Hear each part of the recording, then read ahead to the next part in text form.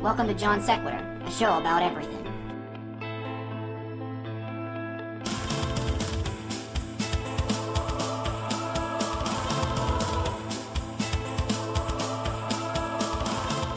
Hello, welcome to Johnsequitur, and I am John. And you are... Jay. Yeah, and this is... Sam. Alright, you're going with your real name. Alright. Idiot. I mean, we gave you like 15 seconds to come up with a name. Wait till your employer hears this. So, what are we talking about? Whose idea was this? I believe it was Jay's idea, but We talked about it like a month or two ago, yeah. so I don't know. It was originally living off the grid, right? But I think we're going to combine that with prepping. Yeah, Yeah. Okay. We have a lot of overlap for sure. Okay. living outside Yeah. of the norm.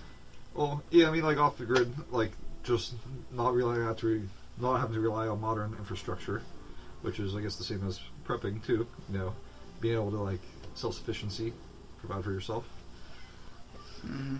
Doing a little research on this, I found out that it's probably a good idea to learn to take care of yourself because recent events, the coronavirus, has shown that if the government wants to, they'll just abandon all of us. They aren't going to help us. They don't give a shit, especially if we can't help them. If we can't make them money or something. So it's a good idea to learn things, like simple things, like you said, how to change a tire, how to garden, how to find food. Yeah. Just that kind of stuff. Yeah, anything to help you, you know, your day-to-day life. Yeah, it's not necessarily like... In my head, I always had this thought of like these hillbillies taking cans of beans up into the hill and being like, I ain't coming down till the shit slows down. And in fact, I watched a couple videos in preparation for this, and it was a lot of West Virginia. They were talking about keeping people out of their house with guns, Yeah. protecting their house from...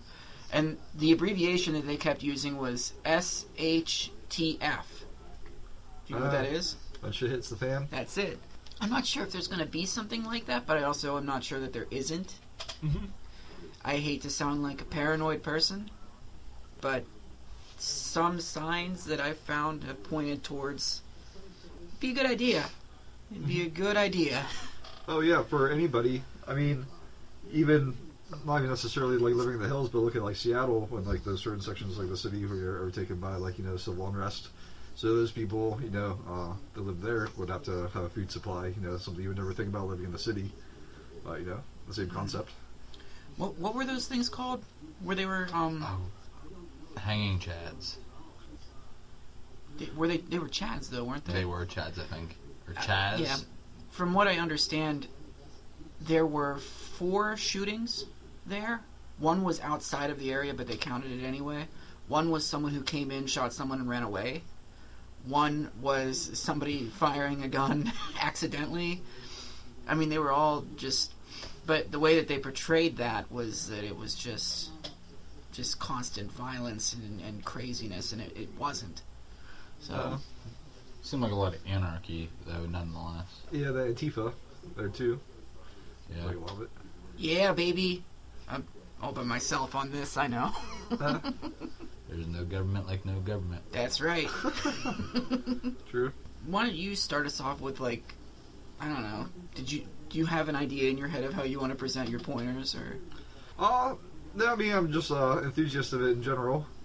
So, I mean, the importance, I guess, is, you know, preparedness is in case of, like, emergency, and it can be, like, anything. Like you said, like, the corona outbreak, you know, it's something, you know, like the toilet paper ran out, or, like, even just, like, when things being shut down, like, maybe, like, you need to work on a project in the woods, like, a lot more expensive things you prepare for, like food, everything's going up with inflation, you know, or being laid off, like the job loss, you know, where you're prepared, like, to cover, like, that aspect of it. You know, that's something recently within the past year that a lot of people faced. You say you're supposed to have like 3 months worth of bills in the bank. Yeah. I don't know how you do that. Yeah. It's what you're supposed to have. Something over 70% of people can't afford an unexpected. What's the number? Is it $400, $500 bill? Something like that. I believe it. It's more than half of the country can't afford it. That's insane. Yeah. So, What's the number that your rent's supposed to be of your check? It's supposed to be real, like 30%. It's less than 50. Yeah. Yeah. Yeah, All your Everybody's living paying expenses way should more be than that. it is. Yeah. People want 2021 prices for homes that are like 1970s houses. So. Right? No, it's outrageous. I know, like, last year my rent jumped over like $200 from $475 to like $675. I'd say, wow, it's like quite an increase. Yeah. And it's still going up. Yeah, mine's $650 for a 1-bedroom apartment. Yeah. That's insane. So- That's what our mortgage is. Yeah, and the thing that becomes a problem that I've seen repeated over and over and over again. Where, how are you ever going to be able to save up to get a house if you are consistently having to pay rent? Yeah. You can't do it. Right. Especially by yourself. Mm-hmm. Or, and what's so ridiculous, like, you pay rent that's higher than what the mortgage would be on a house. Yeah. But, like, But the banks are like, you can't afford a mortgage, and you're like, yeah. I already am. There are things that help with that. Like, so we didn't save a ton of money. We we had to up front. You know, you have your closing costs and your all that bullshit, inspections. But like the USDA loan is what we went through, and you don't have to have any money down for that. Yeah. And you can have a low credit score. I think it goes down to like 630 or 620. And then the FHA loan is the same, but you can only use that once. The FHA loan you might have to have down. I don't know, but we live in a rural area, so we use USDA. Right. So you don't necessarily have to save a bunch of money. You have to save some. Yeah. But Right. then it's still nobody is taught how to buy a house either. Oh no. When we went into the process, our realtor was like holding our hand the whole way. We didn't know what we were doing. Yeah. You know what hypotenuse is, though. You know I that. just posted that the other day. People got out of school, they don't know how to pay bills, Yeah. they don't know how to pay taxes, but they do know A squared plus B squared equals C squared. Can't wait for the next hypotenuse season. Yeah. About taxes or whatever. Okay, so some of the stuff that I looked up was the history of what made people prep. And early on in the early 20th century, it was the same kind of shit that... There's still some of this now. Apocalypse people, you know. Religious apocalypse people. The date keeps moving and changing, but people... They're preparing for that, which doesn't really make sense to me, because if the apocalypse comes, you're going away. Yeah. So, Right. That's fair enough. I yeah. mean, if you take apocalypse to its actual meaning.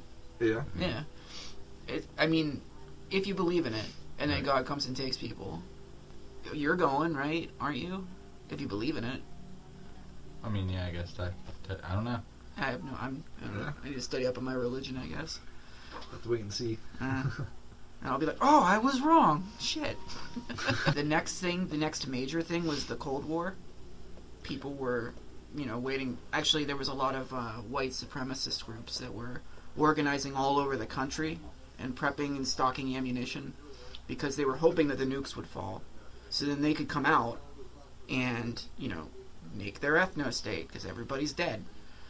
And there's also a book about that called the Turner Diaries, which they were hoping to emulate, but no bombs fell. So after the Berlin Wall fell and there was no more Cold War, Clinton put in place a assault weapons ban. And that was a perfect reason to start stockpiling weapons again. Same thing. And that was mostly what the preppers were doing. They weren't really doing a lot in terms of, like, self-sufficiency.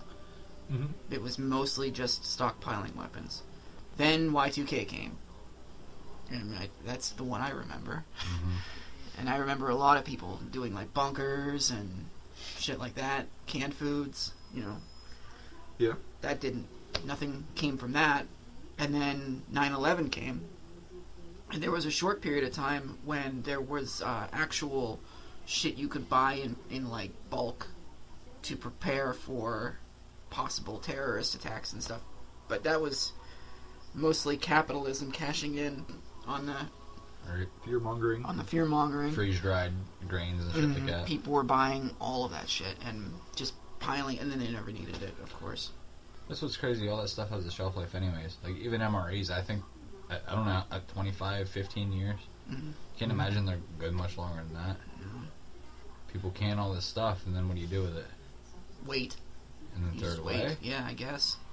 And the button hasn't popped. It must still be good.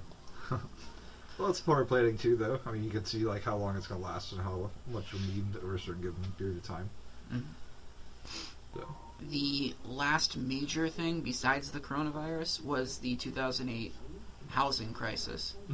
People were prepping during that too because there was a belief that it could end up like, what was that thing in the 20s? Great Depression? Yeah, they were worried the Great Depression was coming again, so they started stocking again. Again, didn't quite get to there, but the coronavirus was when I started paying attention. Especially, the toilet paper thing was a self-made shortage. Just like the gas. Just like the gas. People you panic. work yourself into a frenzy, and you cause the problem. True. So, even though... You mentioned wood. That's why we have a problem with wood right now. Because everybody has all this extra money from the stimulus and the unemployment benefits and all that. Everybody's remodeling. And the wood's been going up for over the last year. We're causing everything. Right. Well, I think that's like one of the draws to like prepping or like off the grid is not having to, rely on those systems. Toilet paper is one creature comfort. I'm sure we'd all like to keep, but things like wood. Like, what if you have your own land that you could, in your own sawmill, they can make your own lumber, and that at the same time that this crisis is affecting everyone else negatively, it could turn into an opportunity that you prepared for. Because now your lumber prices went up. So, I mean, that's just like there's like many facets to it. I mean, and it means different things to everyone else. Like, what are you most worried about? What are you worried about at the time? Like, a financial crisis or a nuclear fallout or a disease. It's like what's most important to you. And most of these preppers, they miss the mark. Like, they're all packaged. They're all buying prepackaged stuff. None of them are spending any time. They've never spent a week in the woods with a knife. Right. They don't even know how to garden. They don't know how to garden. They don't know how to hunt without ammo. They don't know how to raise anything. No animals. So when your fucking gallon of mayonnaise runs out, what are you gonna do? And that's the shit they're storing anyways. It's mayonnaise and stupid shit like that. Right. Where if you stored vegetable oil, which has multiple uses, and had chickens that you know how to raise, you can make your own mayonnaise. Yeah, that's true. So, that brings up a point that I was thinking of. You gotta have mayonnaise, man. Yeah. Creature comfort. So, apocalypse burger. Because all these people who, you're discussing people who are thinking that they're prepping correctly and they're not, right? But there are also a group of people who just do not have the time to learn. Right. It's no fault of their own. A lot of the biggest... I think a lot How of much time do people spend on YouTube? Yeah. All people? Yeah. All people. I don't know how much prepping you're going to do at 10 o'clock at night. No, but if we're talking about learning how to do it correctly. Oh, that, yeah. I mean, the people who are doing it need to learn how to do it correctly, but there are going to be people who are just trying to get by day to day. They're not thinking about the future. They're trying to get by day to day. Yeah. Yeah. And where I've found some things that made me think a little bit is watching the people on YouTube talk about prepping. They're talking about it as very individualistic, as in, like, you need to take care of you. And the way I've been looking at it or thinking about it is, what if it's more of a kind of community type thing, where once the government does abandon its people, you're going to need to take care of each other. I don't know how to use a refrigerator, build a refrigerator, or do electric. I don't know how to do a lot. There's a lot I don't know how to do. There's stuff I do know how to do. I can garden. I can kill animals. I know how to do that stuff. I can't do the other stuff. Someone else can probably do the other stuff, but can't do the gardening and the killing and the. So, in my brain, it ends up like a real hippie commune type of thing going on. Yeah. Oh, sure. My neighbors, they're not my neighbors anymore. Brian and Rachel. We had a chat group, and it was actually called the Apocalypse Club, because we were drunk one night around the fire, and we were talking about that. Like, we all had a different set of skills, and we lived right here. If anything happened, there's a place to bug out, and everybody knew what to do. Everybody had their role. Yeah. It was kind of neat. Oh, for sure. I mean, in any situation, we're all going to have community and, like, achievements, creative socialization. And there are actually a lot of, like, prepper communities or off-grid communities in the country, Even off that actually resemble small towns now. They're, like, in the hundreds, I think that's something else, is that, like, it doesn't necessarily have to be in the country or in the woods. It can, because there are people who live in the city who are going to have to deal with this too. Mm-hmm. Yeah. And that would be something useful in a place like that, would be a prepper community in the city, where people learn the skills that they would need in the event, so they can all come together and work on this shit. Right. I'll say, yeah, like, talk about, like, learning these different skills and how they help themselves. Like, that's the main drive. Like, saying among the prepper community is knowledge weighs nothing, because it's like, how much could you do, like, just with what you know inside your head, like your ingenuity, your willpower to, like, make do. Mm-hmm. And your ability to adapt. Yeah. So that's huge. A lot of people get stuck in place in it. One of the things that I heard a lot of the preppers talk about was people who think that, or who will believe when things go wrong that things are the same and they won't get out of the old mindset. Yeah. And that'll cause all kinds of problems too. Like, you have to be able to adapt to the situation. This guy, his name's Kyle Edward. He was bragging about everything he had prepped, and this is what made me think about how people do it wrong. So 25 pound packs of rice stored in airtight containers. That's good. That'll last probably forever. Mm-hmm. 5 35 pound tubs of peanut butter, 25 gallons of honey, 995 cans of sardines, 50 pounds of homemade deer jerky. How long is smoked cured beef or deer going to last? Not that long. Yeah. 365 freeze-dried ready-to-eat dinners, 100 plus MREs. Not going to last that long. 25 pounds of coffee. That's not even a lot. You know what's coming to mind when you're reading some of this stuff? Exchange his pace. People, M from the show, our other co-host M, Yeah. was telling me that there's two separate kinds of things that you need to have prepared. One is, when it comes to like food and stuff, is stuff that you're going to use, you're going to eat. Yeah. The other is stuff you can trade. Oh, for sure. And that's what a lot of that sounds like, is like honey. Who needs that much honey? Nobody. But now you have it and you can offer it for something else. Well, he edited his post, but you can still see in the picture. There's Hidden Valley Ranch. There's mayonnaise. There's a bunch of coffee creamer. Over here you got some juice. Is that ocean spray? Mm-hmm. Cranberry, maybe? It's just a bunch of stupid shit. I'm doesn't so glad last. It doesn't there's last. SpongeBob in the background for this. It's perfect. None of this stuff. Cue SpongeBob. None of this stuff would last. None of it makes any sense. No. The honey would give you energy. The peanut butter, obviously protein. But Hidden Valley Ranch, why are you wasting space? If you're serious about prepping, and he seems to be, why the fuck would you waste space with Hidden Valley Ranch? In 995 cans of sardines, why not 1,000? I mean, honestly. Yeah. He ate a few. You had to make room for some crayon. Alright. Here's some of the things. Well, two of the things that I find absolutely ridiculous when it comes to people prepping is this belief that they need silver and gold. I don't know how you guys feel about this, but I feel like when society collapses, that loses all value. Just all value. Yeah, Yeah. I don't understand how this shit has any value anyways. People make it up. It's arbitrary. There's so much of it. True.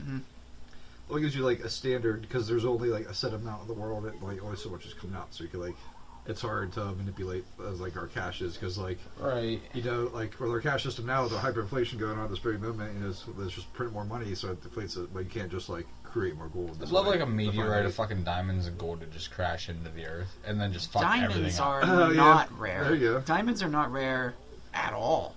Like, No, they're made out of That's controlled. carbon, the most common, like, element on Earth, like, it's true. Yep. Yeah, I don't understand the whole thing with precious metals. But, I mean, that dates way back. Yeah, it used to be spices, like, way, way, way back. Yeah. So, which I was trying to come up with a clever pun for a title for this, and all I kept coming to was salt and prepper. That's all I had. That's pretty good. Yeah. Saffron's still expensive. Yeah, that's true. I was checking out at Henry's one day, and I saw saffron in like a little vial, and I was like, "Is that saffron?" He said, "Yeah." He's like, I saw the tag. It was like $25 or something like that, and it was, I don't know how much it weighed. It was like a pedal. Yeah. Like, what the fuck? He's like, "You don't need a whole lot." I don't need any. Nah. So two of the things that I brought up before this show started, and I should have waited because now I'm going to repeat myself. But two of the concerning things where I am starting to think about this in a more serious light. One, longtime nemesis of the show, Bill Gates, has been buying up a lot of farmland lately. I don't know why he would want to do something like that. Any thoughts? Jeremy Clarkson bought a farm. Just to have a farm. Well, right now, the economic climate's really cheap, so it's a good buy. And then also, it's sure to have value in the future, because that's like one thing, like you said, like, you know, you have all the gold in the world, but like, it really can't do anything for you. But you have a lot of farmland, you know, that's, you could produce from it, you could gather the natural resources. You can't make more land. It's like he's planning for something. Which is kind of interesting. I mean, thinking that one of the richest mans in the world is buying up land, and one of the first things they tell you to do as a prepper is to purchase your own land, so you can have that. So it's interesting how both sides of the spectrum, you know, could. It made me think though, like I said, you can't make more land. What if?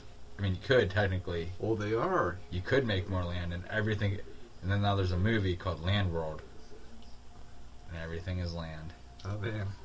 Is that like the polar opposite of water? That's what I was thinking. Yeah. Exactly. Now they're looking for water.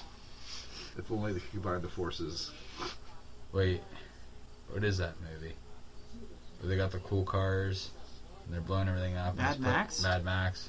Okay, never mind. That exists. Yeah, that seems They like should have named pretty it Land realistic. World. Land World? Alright, so the other thing. You didn't expect me to actually contribute to this, did you? Damn, you came ready to go. That's it.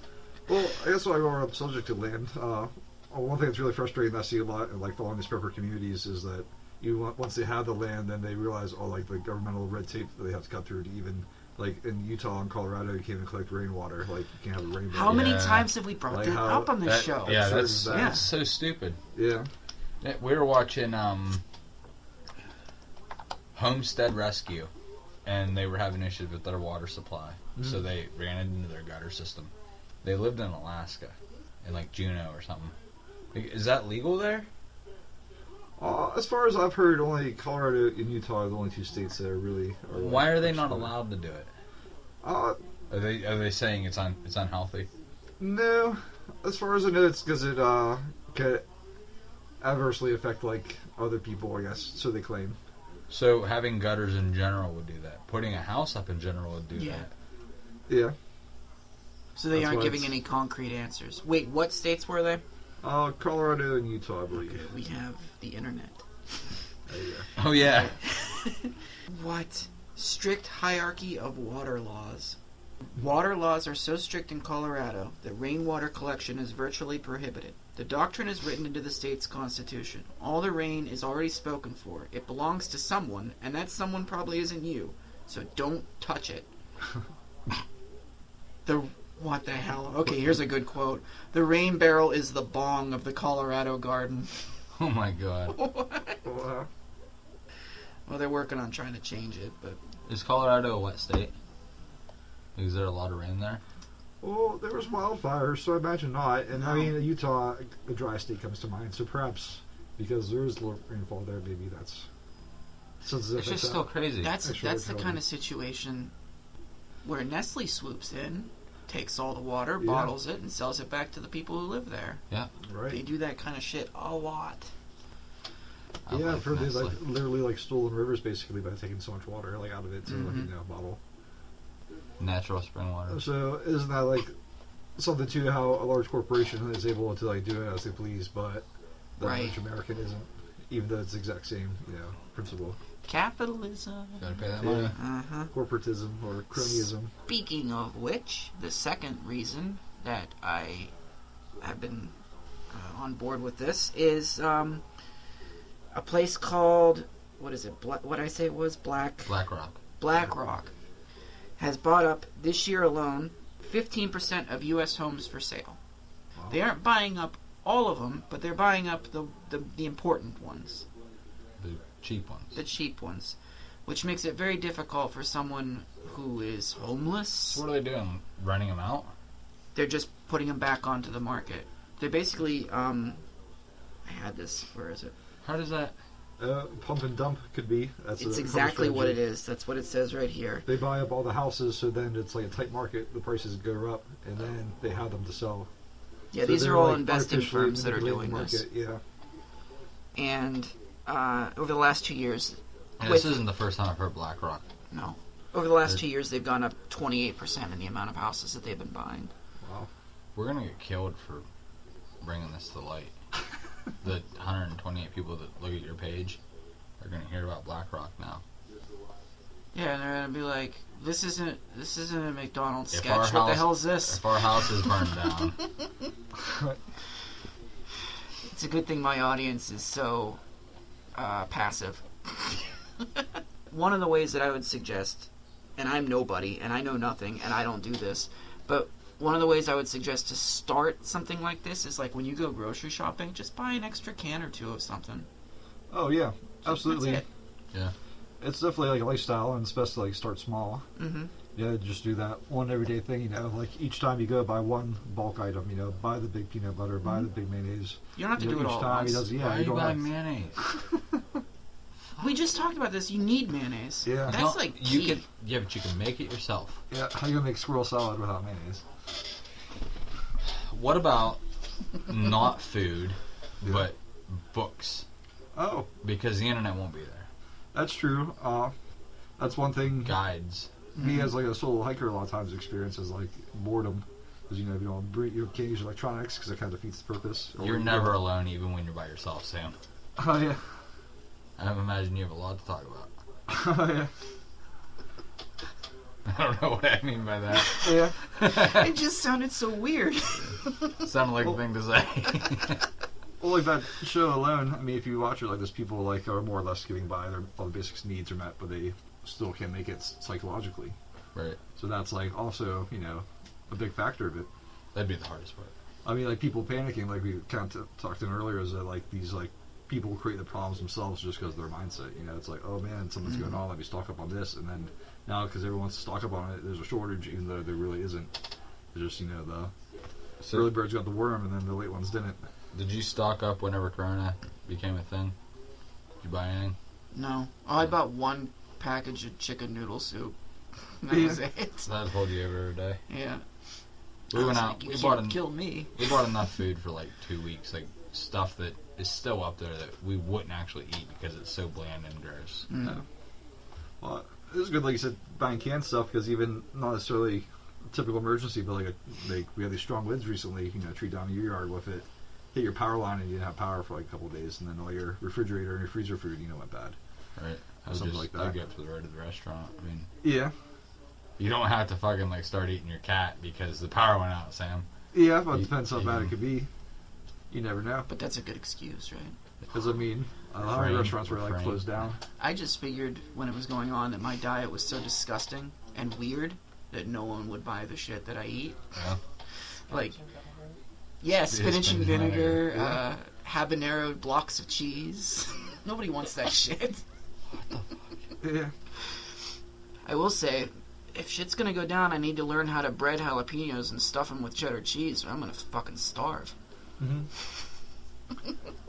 So you said earlier about how people like living in cities, not necessarily in cities, but people in a faster paced lifestyle don't have time to do all this or time to learn it because they're trying to make it day to day anyways. Doesn't just apply to this. It applies to But there's a lot of things. Wouldn't that technically? I mean, they're already failing at prepping for the apocalypse because if they can't make it, if they're struggling to make it day to day, the apocalypse could be tomorrow for them. They might actually be more prepared if they're getting by day to day, just in a But thin situation like they're in. obviously not good at preparing if they can't get ahead of the ball. It's hard. I It know- gets I know it's- harder. Oh, I for mean, sure. It's That- definitely hard. Like that kind of reminds me of like that meme. What was it from? It's Always Sunny. It's like, oh, they're what you call new poor. We're old poor. It's like Yeah. certain people, like if you took like a millionaire and gave them like a minimum wage like income, like they wouldn't know how to function. They wouldn't know how you like the deals Oh, like definitely. coupons, like or how to be thrifty.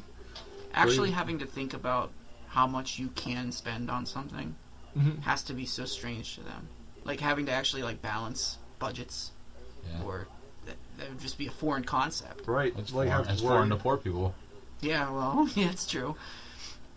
I mean, I've been in situations where I've had to decide on heat, gas, or food. So I steal the food, get gas, and use a blanket. Have you guys prepped in any way in your own lives? I know you bought a can of beans and chicken soup. I got one can of beans, and I still got the chicken soup from last year. Yeah, there you go. So, I'm not really worried about the food. Like, I can raise animals. Rabbits especially. I'm good at raising rabbits. I've been gardening since Like I was catch a couple wild rabbits. Yeah. I want to learn how to make snares and stuff like that Mhm. to hunt. Fishing, I feel like I could fish with what I can find. That's true. I noticed you guys both like mentioned food as your number one like first concern out of your like mouth, which is definitely important. Food, water, shelter. Like, what are some of the events that you actually see as being realistic, like that could affect your food supply? And I mean anything that affects society. Well, last year, when the coronavirus hit, the reason that food and everything was running out was because grocery stores don't prepare for more than a certain amount of food that goes out. Right, They buy what they buy. Yeah, the just-in-time inventory, they expect a certain, Right. amount So, to I go mean, on daily. anything that would disrupt that, anything that would disrupt the flow of the food coming in and the food going I mean, out. a solar flare. And now we don't have electricity. Oh, yeah. Now the grocery stores aren't open. Right. So, what do you guys know about culling? Culling? Like what? Like killing birds? No, Oh. culling, like food culling with grocery stores. Oh, I don't Oh, know. I'm not familiar with it. So, I know what there's- calling is. there's so much produce created by the U.S., like an overabundance of food, Right.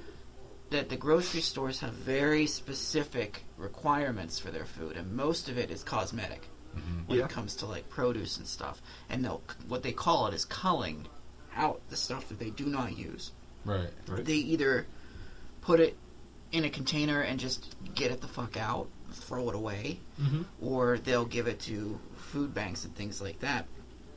And what I found, because I wanted to start a food not bombs thing around here, but what I found out was the food banks actually have way more food than even they can handle, and they're passing it amongst each other. So they're just throwing out this food and not giving it to the people that really need it. Yeah, the thing that I watched on this topic was people who are living off of stuff in dumpsters behind garbage cans. Yeah. Dumpster diving. Dumpsters behind grocery stores. I mean, yeah. And the stuff they were finding was not garbage. No. It was absolutely not trash. It was perfectly good food. The expiration dates were wrong, or the sell-by dates were wrong. They would go in and ask for their culled fruits, and they'd just be like, they'll tell you, we can't give this to you. But there is, like, paperwork you can give them, which you can print off the internet. It takes 5 seconds. And you just hand that to them, and they're like, oh, okay, here, take it. So you can get food that they're tossing out for nothing. Yeah. I mean, Might as well. I mean, I'm sure all of us all the time, have eaten something like a day or two past its expiration date.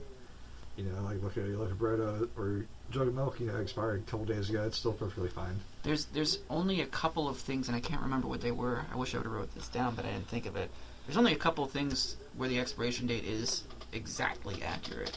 I remember I was in Florida. I was like 13 or 11, and I was at my grandparents, and they were watching the news, and there was a segment on the news down there where the eggs were getting re-stamped with new dates.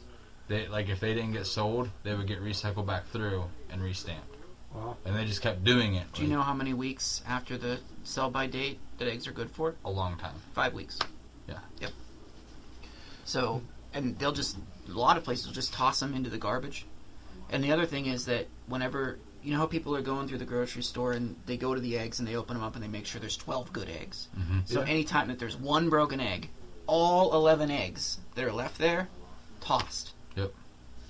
It's just so much food waste. What's weird is that there is so much food waste, but in this situation we're talking about a situation where there is no food. Yeah. Isn't that strange? Complete polar opposite. Yeah. Mm-hmm. What I would think would happen would be that the food that's being produced would stop being culled. True. You would hope. Yeah. Because I think the cosmetic part of the food would stop being relevant. True. I mean, supply and demand, I suppose. Like the supply went down, like. It depends on if demand's still there. If the internet's still a thing, because you aren't going to see people on TikTok eating a bruised banana.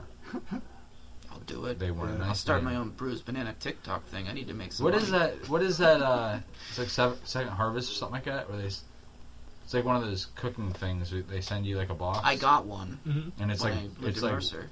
really weird looking tomatoes and It's shit not like that. just really weird looking food. It's really weird food. Period. It's the shit that you can't do anything with. Oh really? Yeah. Like I got arugula or what's that stuff called? Is that what it's called? Yeah, Misfit like spicy, foods. like lettuce. Yeah. The devil's lettuce. Spicy lettuce. Yeah. You sound really white. That is some spicy lettuce. I mean, it is. Have how you tried it with describe mayonnaise? Oh god. Spicy lettuce. Misfit produce or something like that. Yeah, and like, why not? I mean, because it's so nutritious. It's the same. It just looks weird. Like even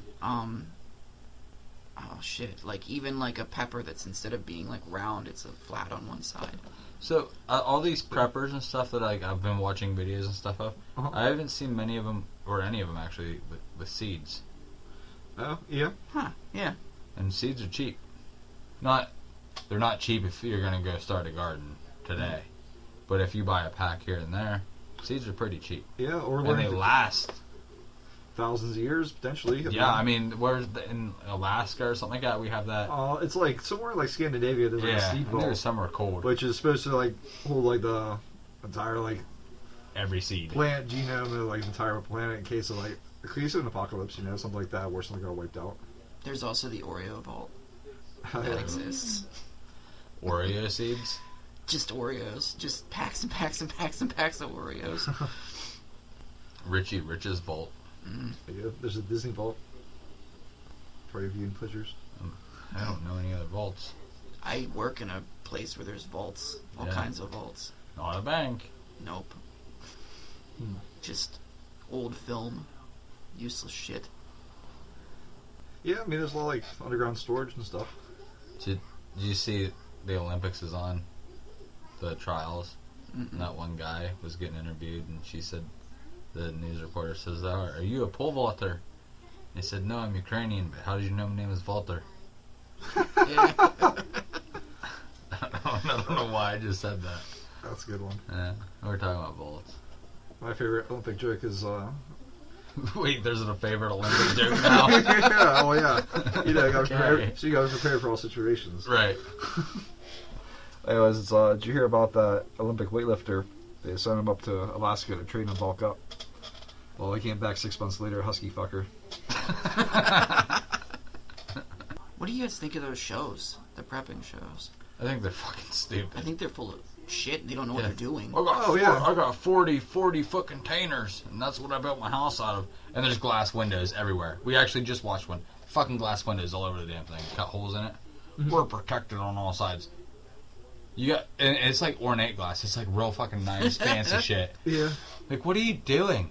We're protected on all sides from earthquakes. They've got suspended ones where they got like patios that go underneath. Oh god. If you're preparing for an earthquake, shit needs to be on the ground. Mm-hmm. My thoughts. Yeah. And then they're like, we're preparing. They like saved an extra like 11 days worth of food a week, and they show them like butchering chickens, and there was like 3 chickens running around, and they had 2 in their hands, and that's all the chickens I saw. Wow. Like that's so fucking fake. Or you're out of fucking chickens. Yeah. Like, you're not preparing for shit. Right. Well, that's like, well, my main concern, you said like earthquakes. My main concern is like a natural disaster because like, say you did all this prepping, you have all of it, and like earthquake takes out your home, it takes out the grocery store, it takes out your buddies' homes with their supplies. So like, what are you gonna do then? That's why I've been most drawn to like bushcraft. Like you mentioned earlier, going out with like a knife and stuff. Like the woods, how much can you live? You know what's really fascinating is how how often, and it's been documented, that when there's like a natural disaster, it's more common for the people in the town or the city where it happened to give each other aid than it is for the government to come in and give them aid. hell yeah. Oh, yeah. I mean, it's way more common. Yeah, it's like every end for sure. And that's like another good reason to prep, too. Katrina. That's exactly what happened there. There was more people in Katrina helping each other that lived in that area. Yeah. Right. It took forever for the government to get there. Yeah, you saw people going around in canoes and kayaks and jet skis. Mm-hmm. And you saw the government 2 weeks later. I think it took 2 weeks. Yeah, it started, basically, right? I mean, It's ridiculous. yeah, I can't count them. Like is the Red Cross government or is that non-profit? We are an Right. independent entity. Well, that's why. That's not how. If you need to raise money, you don't need a commercial. There's word of mouth. There's fucking free ways to do it. That's like, what was it? I think it was one of the beer companies. They got like ragged on because they spent like $5 million on a commercial advertising that they donated like $100,000 Bud Light. to water. Yeah. Yeah. Bud Light. Like, how ridiculous is that? That's what I fucking hated about Oprah and Ellen DeGeneres. Every time they did something for somebody, like, oh, look what I did. Look Yeah, what that's I did. what I like. Shut the fuck It's up. mostly tax write-offs for them. Yeah, you didn't That's do what that their out of the kindness of donations your heart. are. Nobody cares. Oh, There's yeah. ICP and nobody talks about their donations. What's that? Insane Clown Posse? Whoop, whoop. Yeah!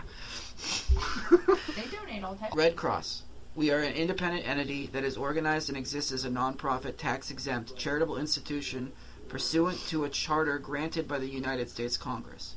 Unlike other congressionally chartered organizations, the Red Cross maintains a special relationship with the federal government. So I guess it's non-profit, but it also works with the government? So they're given money by the government, Mm-hmm.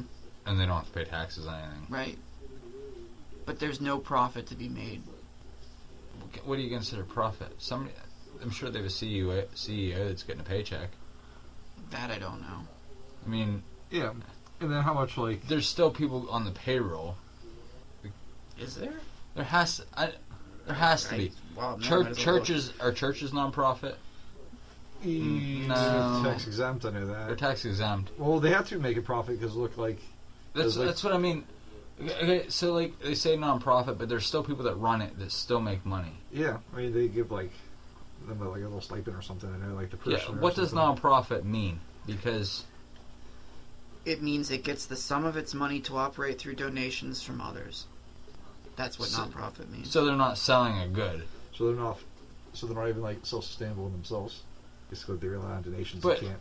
But it is a for-profit business then. They're just not selling anything to make the money. Yeah, some people make careers out of it, so someone's getting money somewhere, right? Yeah, that's It's all very volunteers misleading. working there, yeah. Non-profit. That's very misleading. Yeah. Okay, we got a CEO named Gail McGovern. What's he Her worth? annual salary...